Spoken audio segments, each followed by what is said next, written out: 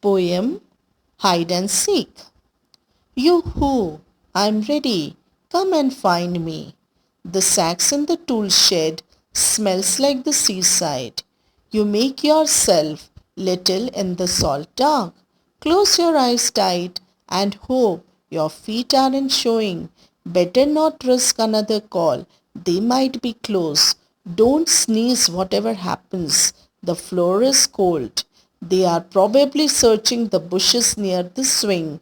What's that? That sounds like them. They are coming in. Don't breathe or move. Still, someone knocks a can. Feet mutter, somebody comes very close. A scuffle of words, a laugh, and then they are gone. They might be back, careful in case they come. They will try the greenhouse, then in here again. They are taking a long time, but they will come back. Risk a peep out perhaps. Not yet, they might creep in. A good hiding place, this, the best you have ever found. It's funny, though they haven't tried again. Can't hear a thing, they must be miles away.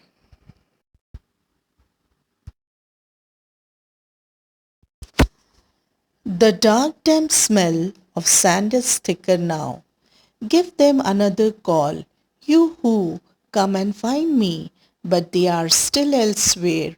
They will think you are clever and ask you where you hide. Don't tell them, keep it secret. It's cold in here, you can't hear anything. But wait, let them hunt a little longer. Think of them frowning at each other. Where can he be? We have looked all over. Something tickles on your nose. Your legs are stiff. Just a little longer and then creep out. They are not coming back. You have tricked them properly. All right, push off the sacks. That's better. Good to be rid of that unpleasant smell. Out of the shed. Hey, here I am. I'm here. I have won the game. You could not find me. The darkening garden watches. Nothing stirs. The bushes hold their breath. The air is cold. Yes, here you are. But where are they who sought you? Hello students. Today I will explain you the poem Hide and Seek. This poem is written by John Vernon Scannell, born in 1922 and died in 2007. He was British war poet and author. He was at one time a professional boxer and wrote novels about the sports. He was also an English literature teacher. He is a recipient of Henneman Award for Literature and Chomele Poetry Prize. Childhood is a wonderful time in life. It is a pleasurable time. As a children, I am sure all have played and are playing lot of games. And one such game is hide and seek.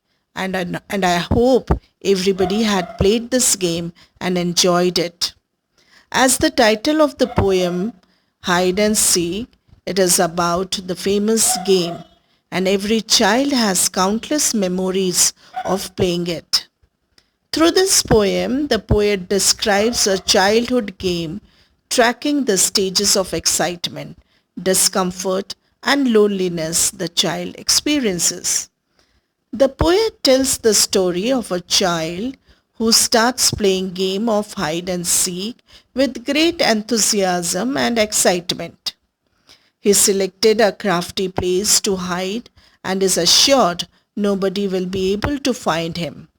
In spite of the fact that he is uncomfortable, he takes relief in that nobody will be clever to catch him. However, in the end, he played the game a little too long and missed out the opportunity of ending the game with his friends, resulting in being completely alone.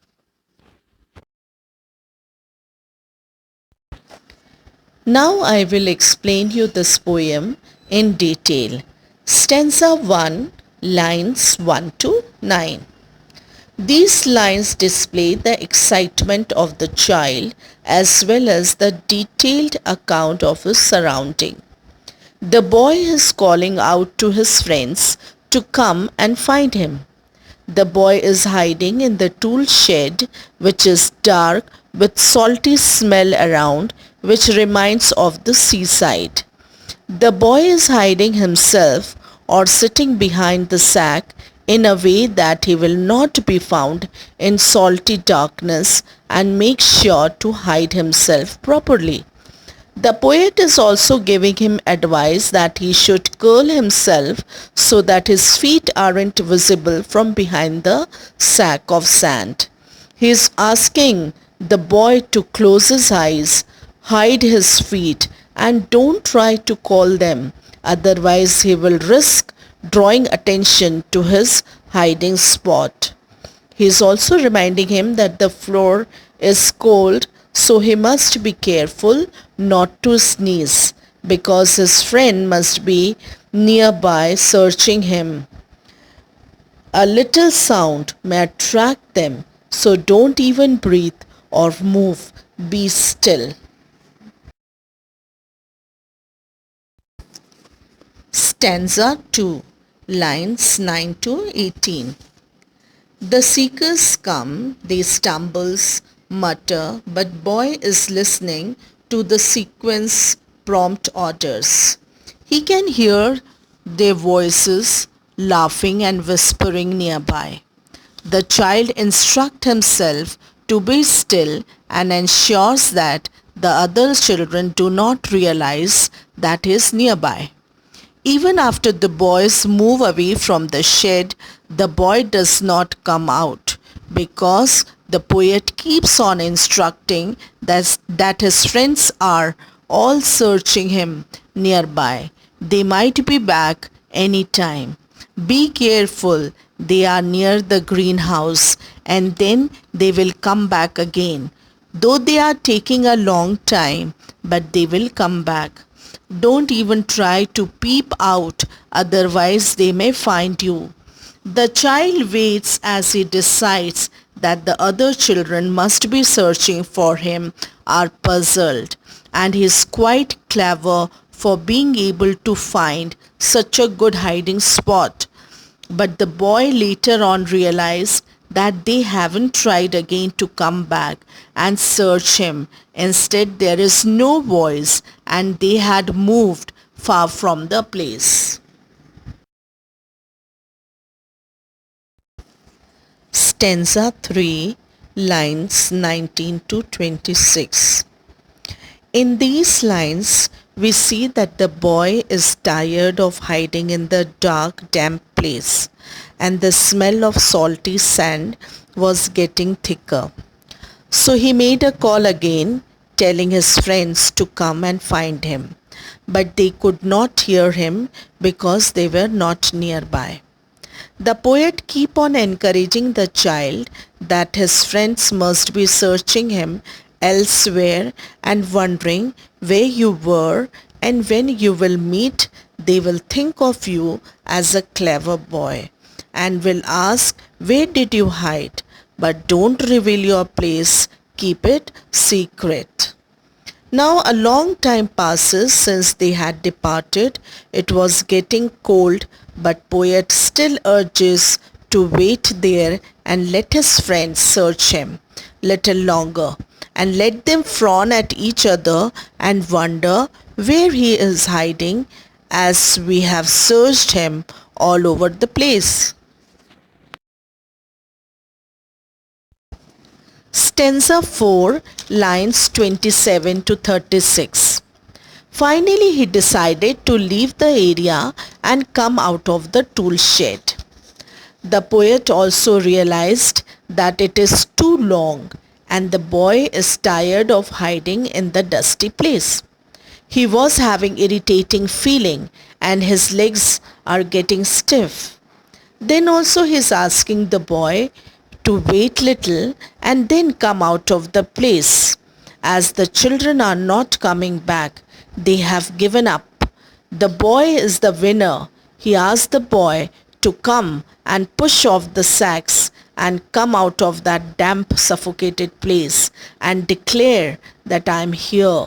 I am the winner. I have won the game, and none of you could be able to find me. But all his happiness was lost in the moment because it was dark and the garden was empty, quiet and motionless. The children might have gone back to their homes. The same voice of the poet who was advising him throughout the poem now turns on him and asks where his so-called friends are who were supposed to be looking or searching for him.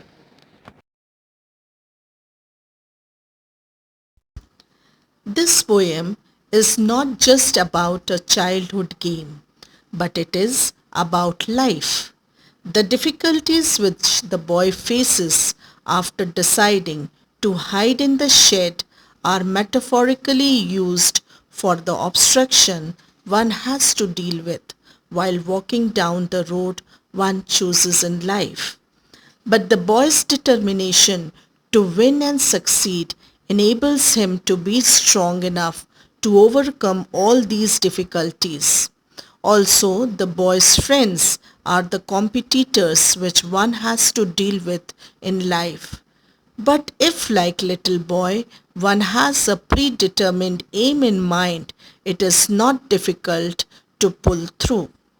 Dear students, this poem teaches that though the life is full of problems, obstructions and difficulties, one have to face it wholeheartedly. And if you have predetermined aim in life, you can change your problems into solutions, obstruction into assistance, and difficulties into happiness. So children, move further in your life. Keep it in mind that life is not a bed of roses, but it is full of struggles. Feel happiness for those struggles also. You have to cross many milestones in your life, but if you have your predetermined aim, nothing can shake you from achieving your goal.